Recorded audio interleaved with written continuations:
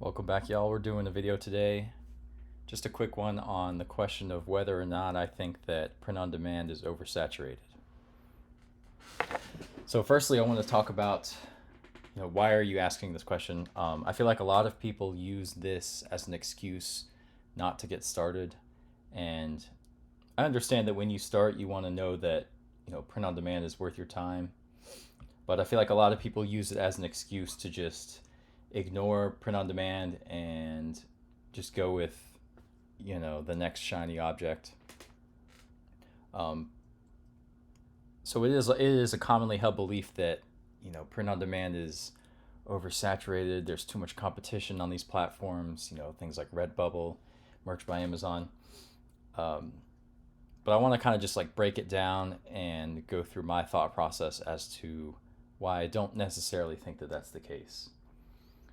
So the first point I want to make is most people quit.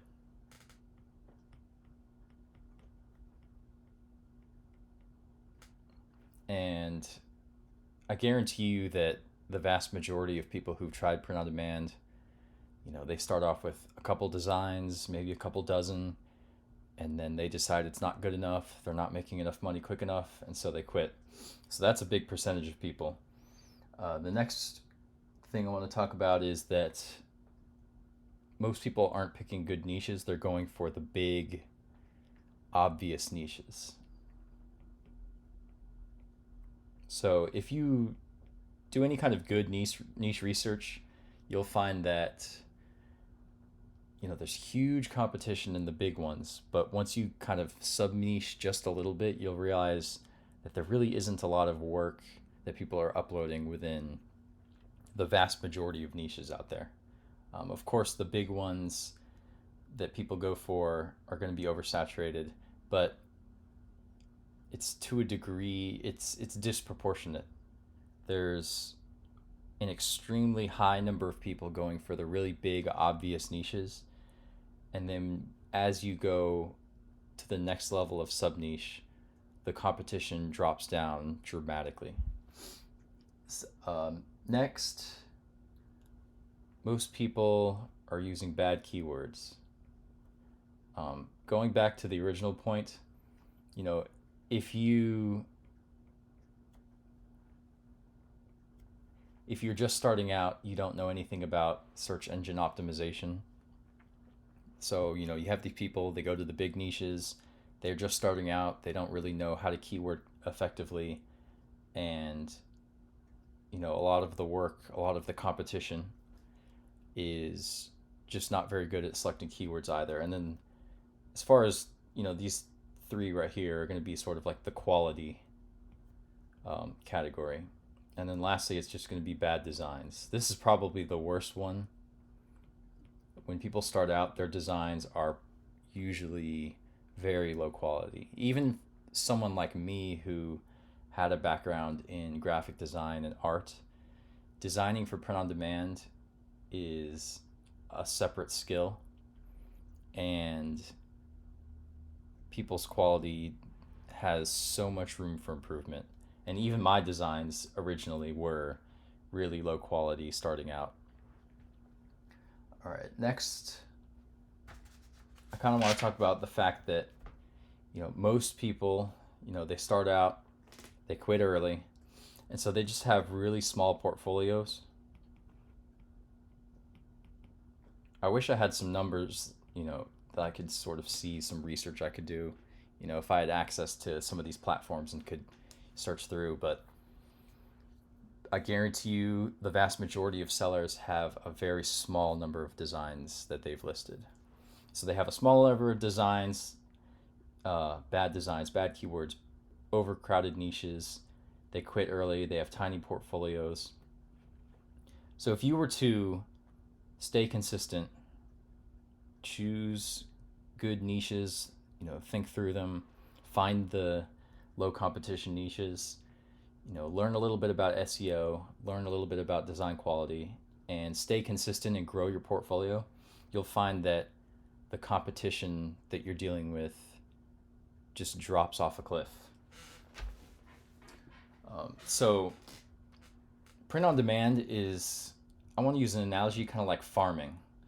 So let's say you have, you know, everybody's trying to start a farm. So you have, this guy here, he plants, a couple seeds. Uh, After a day, they aren't really doing anything, so he quits. And then the next person, does the same thing. The next person, maybe he only plants one seed.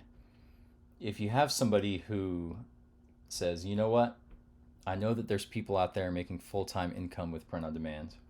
I know that there's a right way to do things. He puts some effort into, learning, and decides, you know what, I'm going to clear out some land, I'm going to till the soil, and I'm going to plant, a bunch of seeds.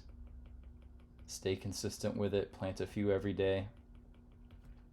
Who is more likely to, grow a money tree that's going to be successful? Maybe somebody gets, this one sprouts over here, this one sprouts here, but this guy right here, he's growing big trees, producing passive income for him. And you're going to reap what you sow. If you've ever planted anything, you'll know that they recommend, on the little seed packet, it's going to say like plant 4 to 5 seeds, in this one little hole, because not every seed is going to produce, a big plant. So you want to give yourself, the best opportunity to grow the plant that you can.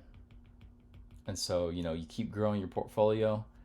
A lot of your designs don't sell, but that's how you get the harvest that you want, is by planting, tons and tons of seeds, learning how to plant them correctly, learning where to plant them. I feel like a lot of people just self-sabotage when it comes to, starting this kind of business. They are desperately looking for an excuse to not do print on demand, because it's a lot of upfront work. You're sacrificing a lot of time. You're doing a lot of work that doesn't pay any money, instantly. When you go and get a job, you know for sure that you're getting paid in 2 weeks. But when you're doing print on demand, you can do it for weeks and months and sometimes years, and it takes a long time for you to get the results that you want. So there's very few people who are doing print on demand this way.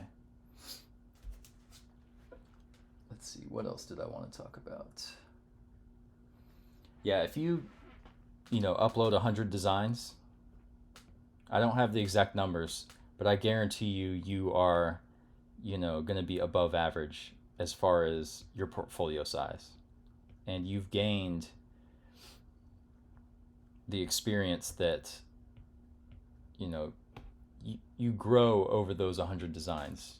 You're going to learn a little bit more about making better looking designs. You're going to find some niches. And, how many people fail to even get to 100? Then let's say you keep going with it and you get to 1,000 designs. At this point, you're well above average. You're in the top tier, even here. It took me, I think over the course of a year, to get to 1,000 designs. And my designs that I was creating after, design number 1001 was so much better than design number 1. I feel like a lot of people fail to just stick with the basics, learn how to make good designs, learn the right keywords to use in your listings, and finding good niches. Those are the big 3 that you'll want to learn. So design quality, niches, and keywords. If you can focus on, these are going to be the 3 pillars of your business. And if you can focus on learning these and then just stay consistent with it, put in the work every single day, this is what's going to grow, be the foundation for your business. And you're going to, start making passive income on top of this. So imagine that maybe you took 2 to 3 hours and you started learning illustration, graphic design, design principles, SEO, 2 to 3 hours. Just sit down, maybe find a YouTube video or an article, and just learn each of these. How far ahead of the competition would you be? Color theory is a good one. Typography is huge for people who do text-based designs. A lot of people say, oh, text-based is the alternative to being an artist. But what they fail to understand is that typography is a subcategory of graphic design, which is, an art discipline in itself. So if you took the time to learn each of these different categories, just think of any different way that you can help, what skill could help your print-on-demand business. You could be, spend one day learning illustration, spend one day learning design, spend one day learning SEO. And in a week, you would be elite level. People fail to just learn the basics, stick with the basics, be patient, and just grow their business the right way. I feel like a lot of content on YouTube related to print on demand is shiny object syndrome.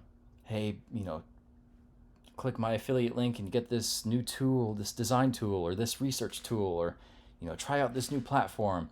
And, that might get a lot of views, but it's not necessarily what's going to help you. You're going to want to go with a student mindset, learn the basics, and just stick to that and ignore all of the other distractions. And if you were to put all of this into place, I'm at the point now where I feel like print-on-demand competition is so low. There's so many opportunities, so many niches. You can get to the point where your designs are just 10 times as good as the rest of the competition. You just got to be patient with it. There's no real barrier to entry. That's the argument that people use. But I feel like there's no barrier to entry to be one of these people here. The real barrier to entry is putting in the consistent work day after day, week after week, month after month, year after year. That's the real barrier to entry. And if you're willing to do that, you can be making thousands per month passively, which is the dream. So hopefully this mindset shift will help you and encourage you. Leave a like and subscribe if you want more content, motivational content for print on demand, and I'll see you next time.